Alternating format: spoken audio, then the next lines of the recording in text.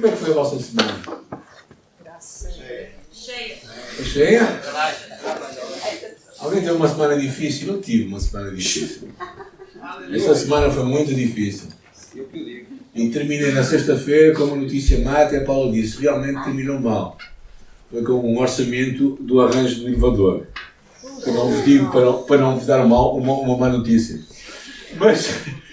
Mas a vida é assim, não é? Estava a pensar esta semana, o que é que haveria de destacar este ano? O que é que...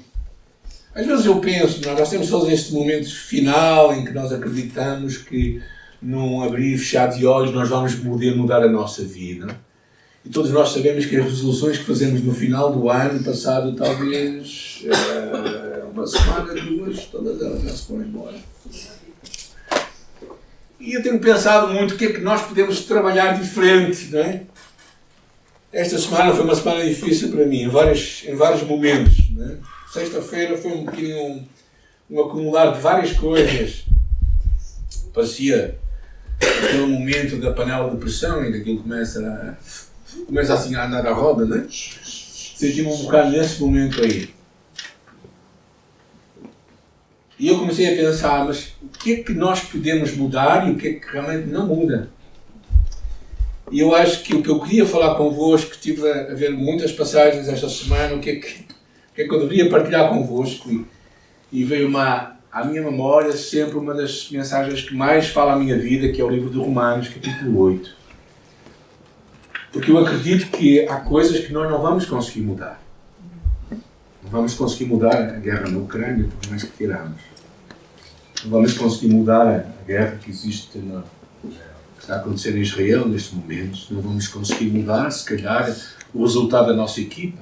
Se talvez os Estados Unidos fosse melhor, não vamos conseguir mudar, às vezes, as outras pessoas.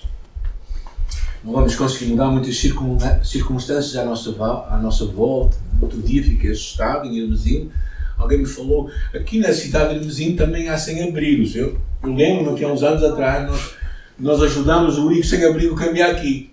Que era uma família que nós decidimos adotar e arranjar casa para ele, quarto para eles, e conseguimos ajudá-los a mudar de vida.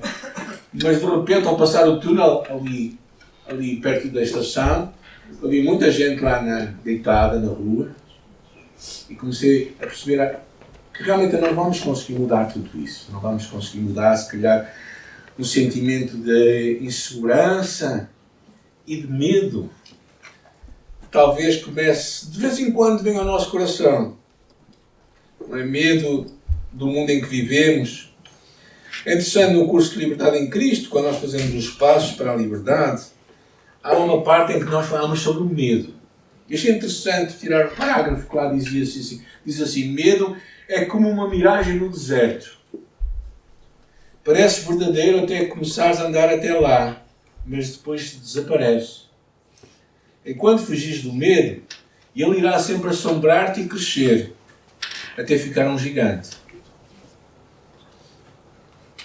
O temor a Deus é o único medo que pode dissipar todos os outros medos, porque Deus é o supremo objeto de todos. Ou seja, quando nós conseguimos enquadrar as coisas que não conseguimos, que são eternas e que não mudam, para conseguir ler as nossas circunstâncias, talvez nós tenhamos uma leitura diferente acerca do futuro. Então, o que eu queria falar convosco, o livro de Romanos, é este pensamento de nós estamos libertos do medo, porque o medo afasta o amor a Deus.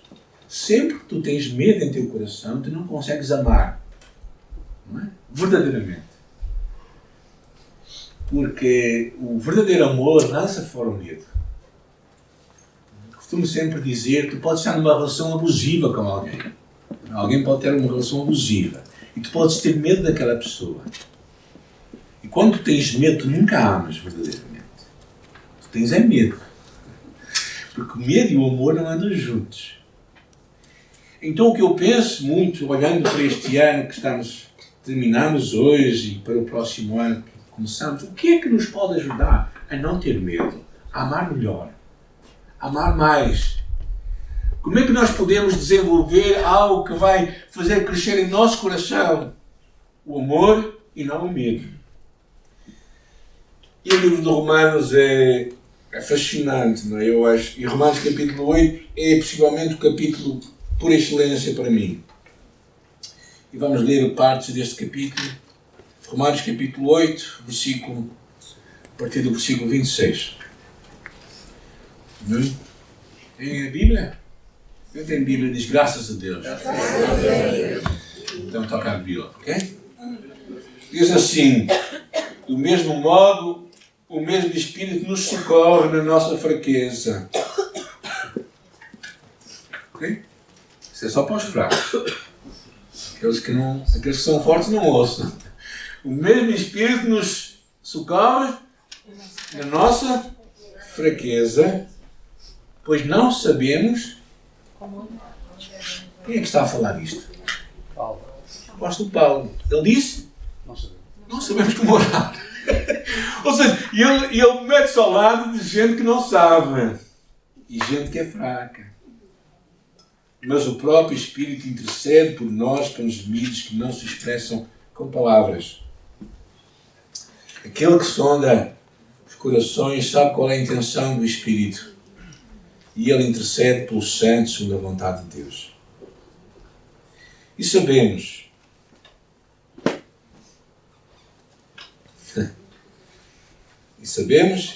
que Deus faz com que todas as coisas concorram para o bem daqueles que o amam, dos que são chamados segundo o seu propósito.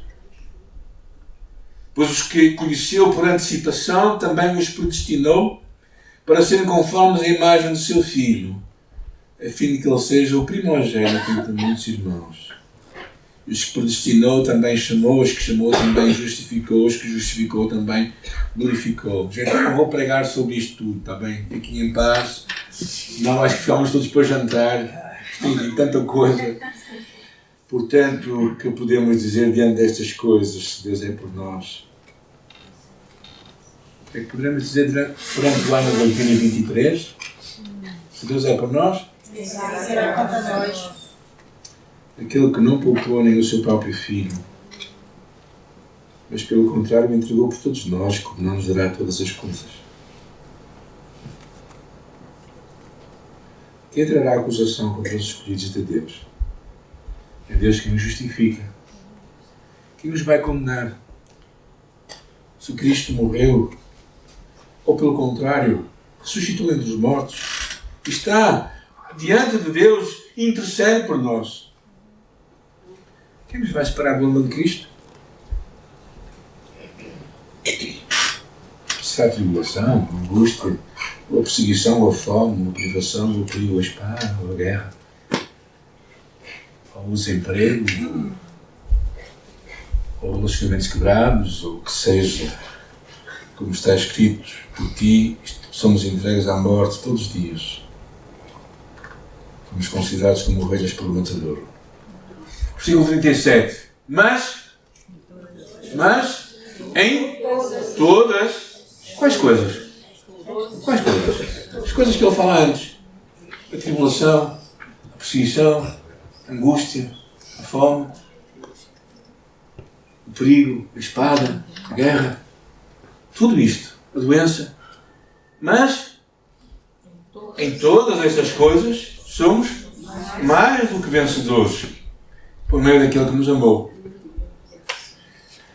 E depois ele faz aqui um hino, assim, uma apoteose. Eu gosto muito de música clássica. E alguns das pessoas que eu mais gostei sempre foi Beethoven e Vivaldi. E eles têm, às vezes, no final, têm umas apoteoses, assim, aqueles pontos triunfantes. E ele termina assim: porque eu estou certo de que nem a morte, nem a vida, nem os anjos, nem autoridades celestiais, nem coisas do presente, nem do futuro, nem poder, nem altura, nem profundidade, nem qualquer outra criatura nos poderá separar do amor de Deus que está em Cristo Jesus nosso Senhor. Nada. Bem, eu não vou, como já perceberam, não vou pregar sobre isto, porque senão tem aqui tanta doutrina tão boa, tão fundamental, mas eu queria trazer algumas ideias que eu acho que são relevantes para o momento que estamos a viver hoje, como pessoas, como cristãos, como filhos de Deus. Paulo inicia este capítulo falando que não há condenação e termina dizendo que nada nos vai separar, que não há separação. Então há aqui uma realidade muito grande, é que nós não estamos condenados por Deus e nós nunca vamos ficar separados de Deus. E isto é o que nós falamos a semana passada, Emmanuel, Deus connosco e Deus em nós. Então esta é a primeira coisa que eu quero colocar no teu coração e no meu coração nesta manhã, esta convicção profunda, não é? Que nós nunca temos que viver uma vida de condenação e temos que ter a plena confiança e segurança que Deus nunca se vai separar de nós. Já alguma vez ficaram frustrados convosco próprios? Eu fiquei esta semana várias vezes. Zangado continua a dizer assim, realmente eu não mudo.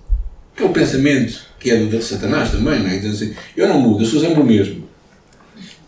Aqueles pensamentos às vezes negativos que nós alimentamos e que não nos conseguimos libertar deles. Não é?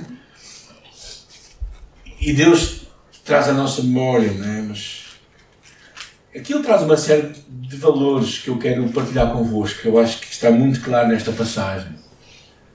Então precisamos de relembrar continuamente as provas do amor de Deus.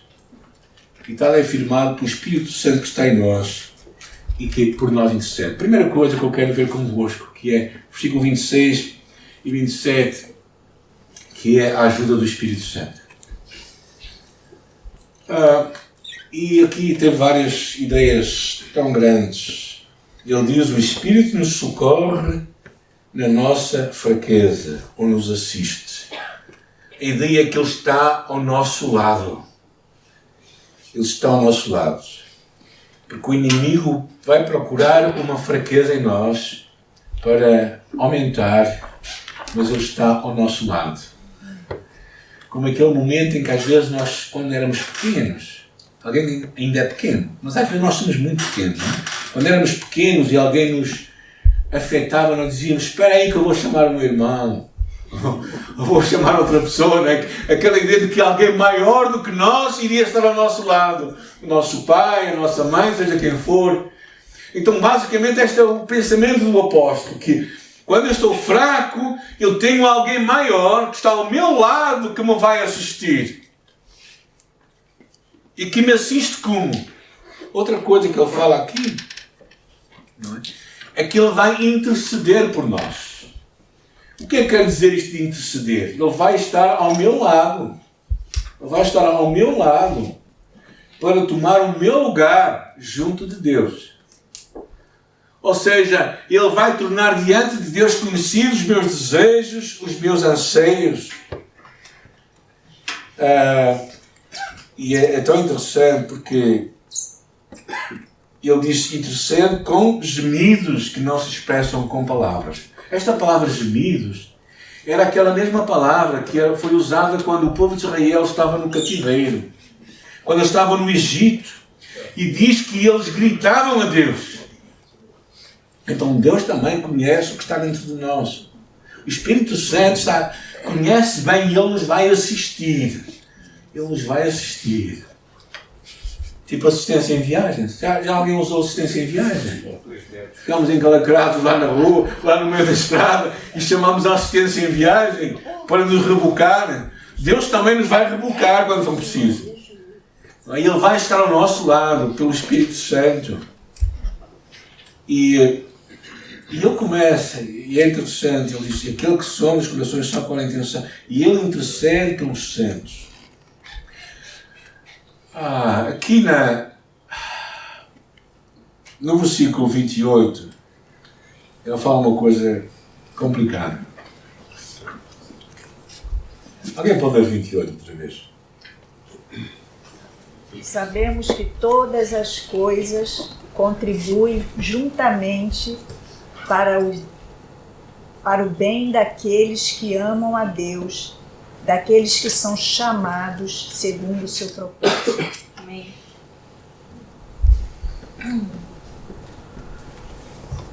Quantas coisas contribuem para o nosso bem? Todas. Não há que elas sejam boas, mas Deus consegue ter um filtro. Gente, eu não sei como é que o que está a acontecer na minha vida, o que está a acontecer se calhar no coração de muitos de nós, que hoje está a acontecer, das crises que nós passamos no nosso emprego, no nosso país. Não sei como é que... Eu não consigo perceber como é que aquilo vai acontecer para o meu bem. Alguém consegue? Irmão, estas palavras às vezes eu ouço recitadas de uma forma muito leviana e pouco sentida. Quando alguém passa por uma crise pessoal, quando passa por uma doença difícil na sua vida, alguns até se vê a careca dele, o Ronaldo Lindório tem uma bonita careca. Não. Mas às vezes quando vemos isso, nós perguntamos como é que isto consegue produzir resultados em nossa vida. Como é que nós às vezes passamos uma crise no nosso trabalho, lutas que passamos, ou dificuldades em relacionamentos que temos com os nossos filhos, com a nossa esposa, com o nosso marido. Como é que nós podemos fazer uma leitura e acreditar que Deus tem poder para tornar aquilo de alguma forma benéfico para nós, útil na nossa vida. E não quer dizer que aquilo seja bom. Não é bom estar doente. Não é bom perder emprego. Não é bom ter relacionamentos difíceis. Mas Deus tem a capacidade de usar até as coisas más para o nosso bem. Este é o Deus que cria todas as coisas. Porque Deus é o Deus que do nada traz vida. Então este versículo é... Porquê é que nós acreditamos nisto? Porque acreditamos que Deus é um bom Deus. Quando? Sempre. Sempre. É fácil vermos o filme e dizer Deus é bom sempre, não é? Agora, diz isso quando estás a passar uma dificuldade grande.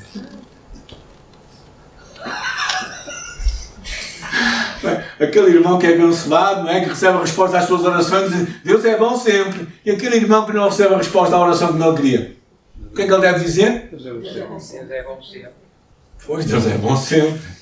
Porque uma das coisas que Deus é imutável, Ele não muda. Não acorda mal disposto, como eu, de vez em quando. Não é? Deus é bom sempre. Então este versículo é... Bem, avancemos.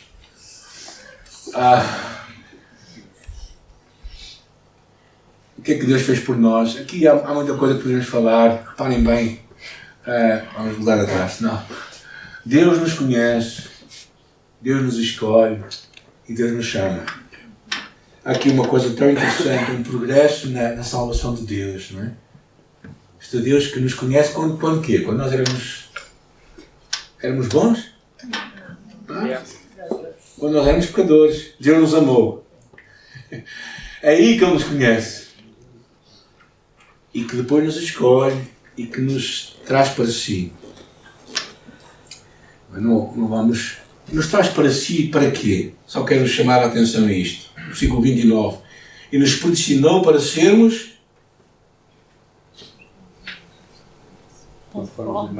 a imagem do seu Filho. Nos quer transformar em imagem. O propósito de Deus é pegar em ti e em mim e dizer assim, e tu vais ser. Há uma imagem que há uma memória que eu tenho muito de uma ilustração que eu vi uma vez do grande escultor Miguel Ângelo, que olhava para uma pedra e dizia assim, eu vejo um anjo nesta pedra. Eu vejo um anjo a sair desta pedra. Não é? E começou a esculpir um anjo ali. E quando Deus olha para ti e para mim, Ele vê o seu filho. Talvez tu não vejas, não é? É um bocado de pedra, não é? Mas Ele vê o seu filho e Ele vê que Ele vai sair da tua vida, da minha vida, vai sair Jesus. Ele vai esculpir Jesus em nós. E vamos passar esta à frente que eu quero trazer as minhas últimas palavras, porque Deus nos justifica, ou seja, Ele nos declara justos. Deus nos glorifica. É interessante também... Que é interessante que o tempo verbais aqui, vocês querem estudar, está no passado. Foi coisas que já aconteceram. Ele já nos glorificou. Ele já nos justificou. Glorificou, mas já foste para o céu? Alguém já foi para o céu? Mas o que Ele nos vê é já na glória, já glorificados. Porque é algo que já aconteceu. Porquê? Porque mesmo que as coisas não aconteçam no tempo de Deus já aconteceu. O tempo de Deus não há passado, presente e futuro. O tempo de Deus é É hoje, sempre. Há muita coisa aqui que podemos falar. Agora, quero só que saltemos um bocadinho.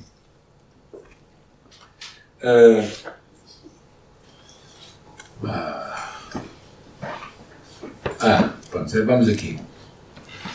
Porque eu estou certo, eu ponho aí o versículo 35, né? Porque eu estou bem certo de que nem a morte, nem a vida,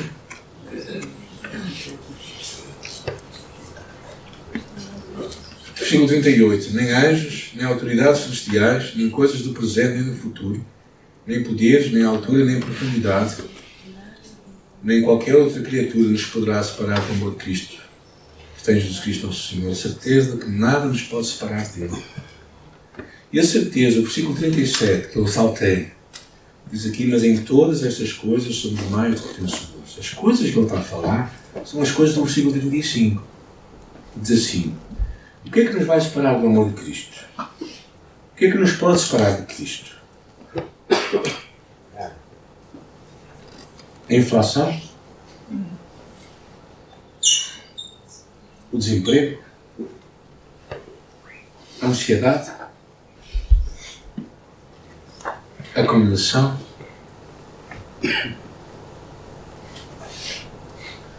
A guerra? Não está aqui, mas por isto. A instabilidade financeira ou política? Será que alguma coisa dela nos pode separar de Cristo? Tudo isto que ele fala, né? Depois diz em todas estas coisas, ou seja, no meio de todas as coisas, nós somos.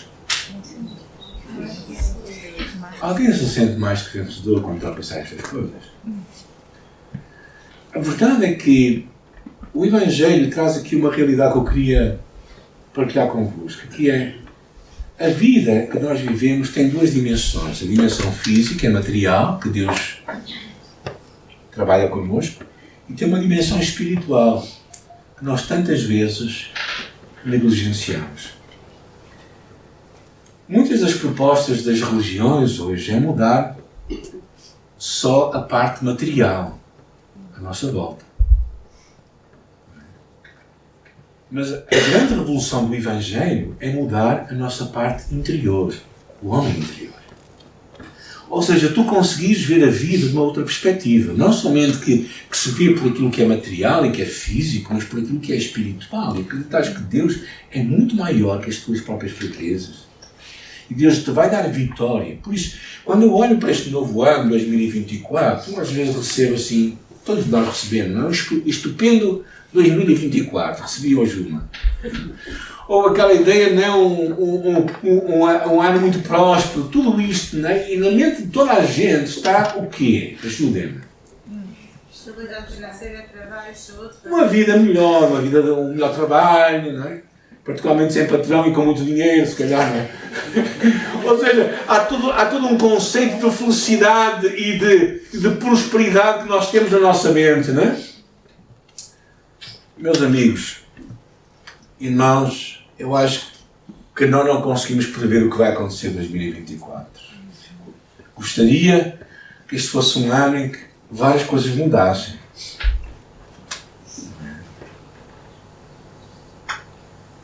Mas não posso garantir isso. Sabes o que é que eu posso garantir? É que Deus quer mudar o meu coração, o teu coração, para nós olharmos para as coisas à nossa frente, de uma outra perspectiva.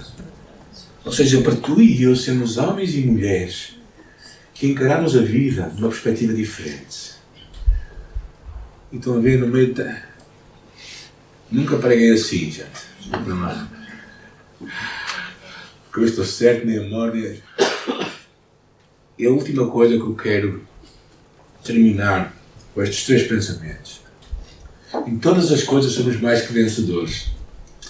Nos podem levar no final deste ano, talvez a minha mais desorganizada mensagem, mas espero que fale a vossa vida. Porque acredito que é o que Deus quer falar ao nosso coração. Três coisas. A primeira delas, nós não estamos sós. Eu acho que é o que a passagem aqui nos diz muito claramente. Temos um Espírito Santo que está em nós nos assiste nas nossas fraquezas e intercede junto do Pai.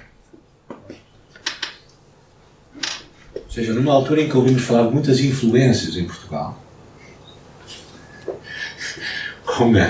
com muitas, vamos chamar as coisas pelo nome, cunhas, certo?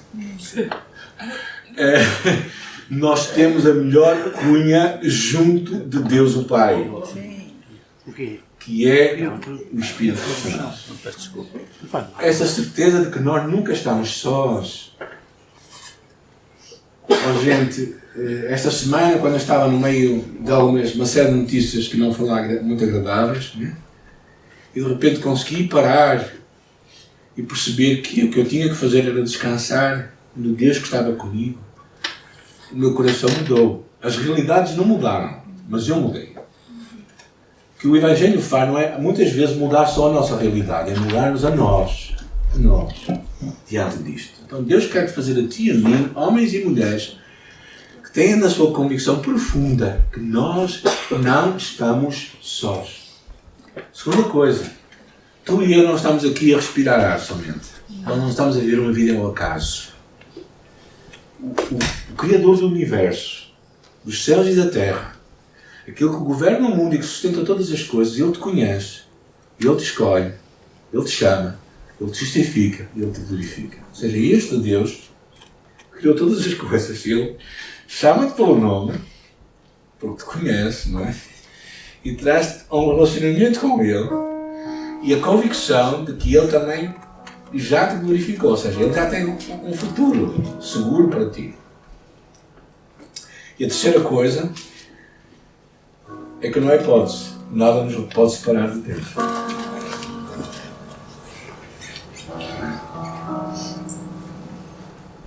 Nada nos pode separar de Deus. Nada nos pode separar de Deus. Então eu quero que tu, ao projetares este próximo ano, não é?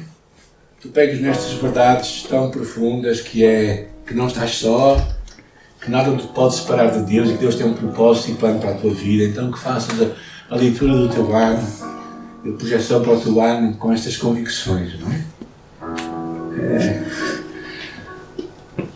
A convicção de que este Deus vai nos fazer chegar a 2020, final de 24, não é?